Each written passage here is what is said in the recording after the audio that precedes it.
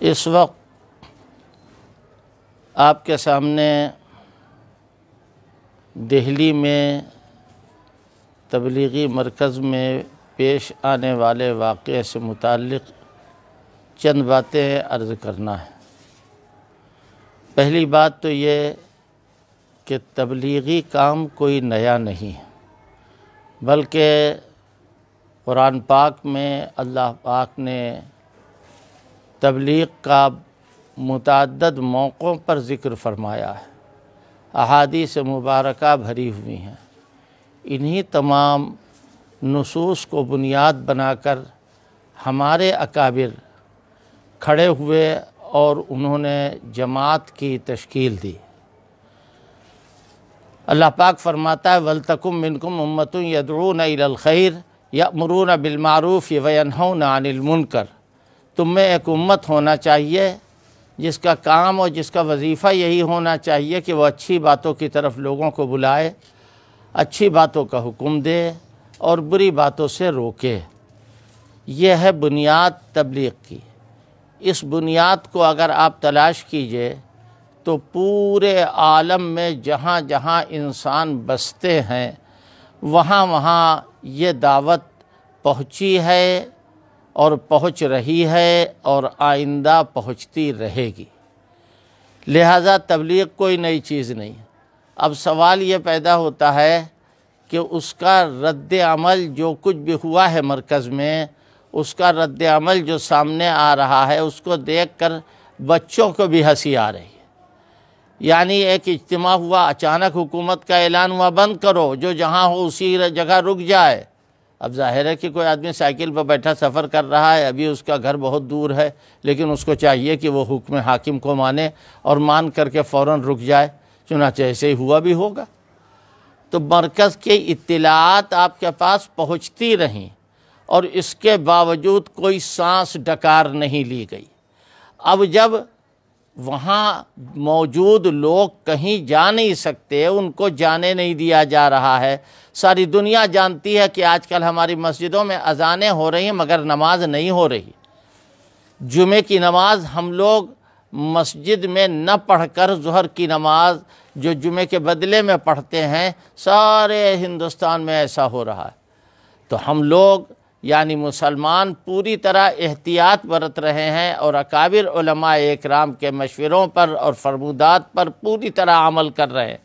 اس کے باوجود یہ کہنا کہ تبلیغی جماعت کی وجہ سے کرونا پھیلا ہے اور فلاں کی وجہ سے کرونا پھیلا ہے، ایسا لگتا ہے جیسے بلی کے بھاگوں چھینکا ٹوٹا، اور یہ لوگ سمجھ رہے ہیں کہ صاحب یہ جو ہو رہا ہے یہ سب کچھ مسلمانوں کے کھاتے میں لکھ دیا جائے۔ اللہ کا غضب ہے، اللہ کا بہت بڑا غصہ ہے ایسے لوگوں پر جو بات کا بتنگڑ بنائیں اور الٹی پلٹی باتیں کریں۔ آپ سوچئے ذرا سا کہ یہ دنیا میں جو کرونا پھیل رہا ہے یہ سب تبلیغی جماعت کا آوردہ ہے، تبلیغی جماعت اسے لے کر کے آئی ہے۔ یہ فالتو باتیں ہیں، میڈیا اس میں ملوث ہے، اور میڈیا کے اوپر لگام نہ کسنے کی بنیاد پر دہلی حکومت بھی اس کے مجرموں کے کٹہرے میں کھڑی ہوئی، اور اس کو چاہیے کہ ایسے میڈیا کے اوپر پابندی لگائیں۔ FIR ان کے بارے میں ہونا چاہیے جو میڈیا کے لوگ طوفان بدتمیزی کر رہے ہیں، اور جو لوگ یہ کہہ رہے ہیں کہ صاحب یہ ایسا ہوا ویسا ہوا، کچھ نہیں ہوا۔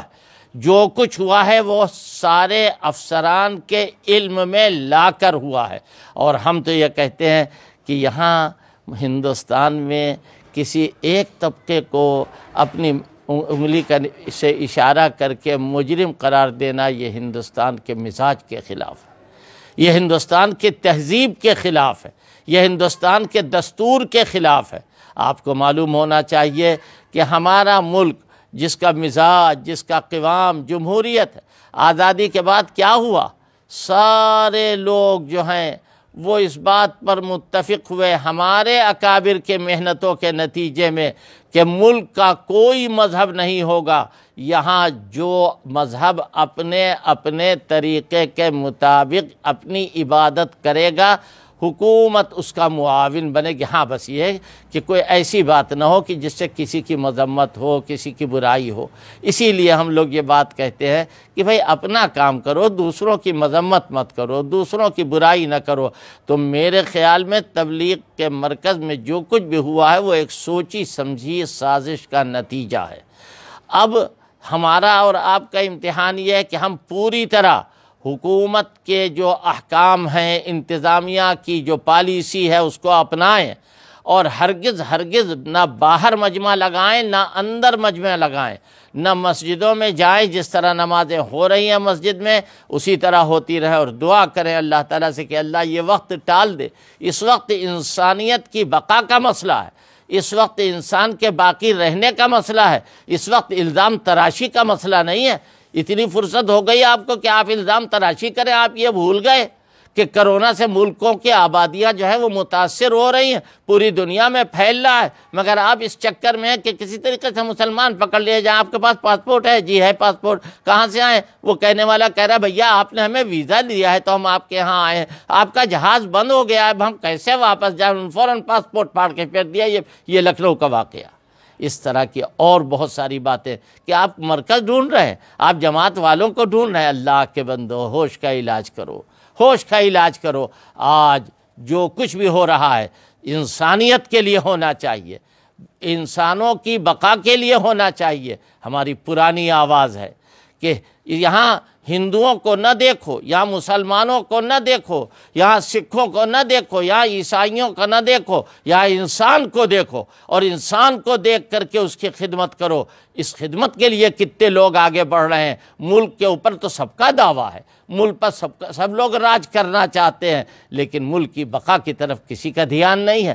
میں سمجھتا یہ ہوں کہ یہ چیزیں بالکل غلط ہیں، اور ان باتوں سے ہمارا ملک بدنام ہوگا، ہماری تہذیب رسوا ہوگی، ہمارا دستور جو ہے وہ بدنامی کا شکار ہوگا۔ لہذا ہم کو اس سے بچنا چاہیے، اور تمام انسانوں کا مطالبہ ہے کہ دہلی حکومت قدغن لگائے میڈیا کے اوپر کہ یہ غلط سلط باتیں جو اڑائی جا رہی ہیں ان کا اس وقت کوئی وقت نہیں ہے، اور کبھی کوئی وقت نہیں ہے۔ یہاں سب لوگ ایک سطح پر ہیں، سب کی خدمت ہماری خدمت ہے، سب کی خدمت دین کی خدمت ہے۔ جو لوگ گردوارے میں ہیں وہ اپنا کام کریں، جو مسجدوں میں ہیں وہ اپنا کام کریں، جو مندروں میں ہیں وہ اپنا کام کریں، جو امام باڑوں میں ہیں وہ اپنا کام کریں۔ لہذا سب لوگ اپنے اپنے مذہب کے مطابق، اپنے اپنے عقیدے کے مطابق دین کا کام کرتے رہیں، اور اپنے مسلک کے مطابق اپنا کام کرتے رہیں۔ یہاں کوئی بھید بھاؤ ملکی اعتبار سے نہیں۔ اگر اختلافات ہیں، یقیناً ہیں اختلافات، تو ان اختلافات کا یہ موقع نہیں ہے۔ اس وقت بقائے انسانیت کا مسئلہ ہے، اور ہم کو قرار عالم، بقائے عالم کی فکر کرنا چاہیے، اور جہاں جو مدد ہو سکے، جس سے بھی ہو سکے، ہم وہی پرانی بات آپ سے کہتے ہیں جو ہمارے بزرگوں نے بھی کہی ہے، اور ہم بھی کہہ رہے ہیں کہ بھئی دیکھو کوئی بھوکا نہ سوئے رات میں، جو بھی سوئے وہ کھانا کھا کر کے سوئے، کوئی بھوکا نہ رہے۔ یہ اگر وظیفہ ہم اپنا لیں تو انشاءاللہ ہمیں سکون بھی ملے گا، اور ہم دعا کرتے ہیں کہ جو لوگ ظلم کا شکار ہیں اللہ پاک ان کو سکون عطا فرمائے۔